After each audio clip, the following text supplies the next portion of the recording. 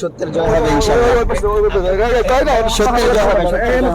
ধর্ষণ মামলায় TikToker Prince Mamun গ্রেপ্তার। সোশ্যাল মিডিয়ার পরিচিত টিকটকার প্রিন্স মামুনকে ধর্ষণ মামলায় গ্রেপ্তার করেছে পুলিশ। সোমবার রাত 9:30টার দিকে কুমিল্লা থেকে পুলিশ তাকে গ্রেপ্তার করে। গত বছরের 5 ডিসেম্বর প্রিন্স মামুনের বিরুদ্ধে প্রতারণা করে বিয়ে না করার অভিযোগে এক নারী রাজধানীর ক্যান্টনমেন্ট থানায় মামলা করে। মামলার পর আদালতের নির্দেশে তাকে গ্রেপ্তার করা হয়। মামলায় লায়লা বলেন, প্রিন্সের সাথে গত 3 বছর আগে ফেসবুকে পরিচয়ের এক পর্যায়ে প্রিন্স আমাকে বিয়ে করবে এই প্রলোভন দেখে আমার সঙ্গে প্রেমের সম্পর্ক করে। সে আমার জানায় তার ঢাকায় থাকার কোনো জায়গা নাই। যেহেতু প্রেমের সম্পর্ক হয়, মামুন আমাকে বিয়ে করবে বলে জানায়, তাই আমার দুর্বল স্থানে আসলে তারা জায়গা করে নিয়ে তার কথায় সরল বিশ্বাস করে আমার বাসায় থাকার অনুমতি দিই।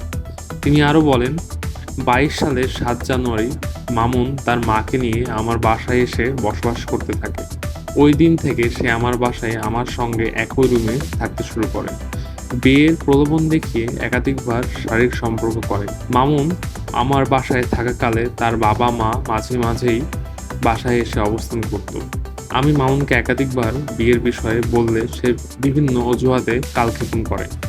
সম্প্রতি 14ই মার্চ মামুন আবার আমাকে ধর্ষণ করে।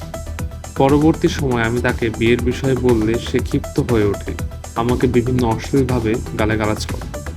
মামলার পর মামুন সোশ্যাল মিডিয়ায় বলছিল, গত ডিসেম্বরের মাঝরাতে লায়লা ও আমার মধ্যে কিছু ভুল বোঝাবুঝি হয়েছিল।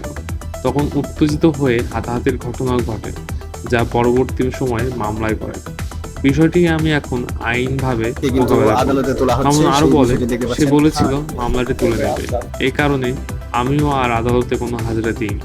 আমার আদালতে হাজিরা না দেওয়ার কারণে গ্রেপ্তারি পরোয়ানা জারি হয়েছে।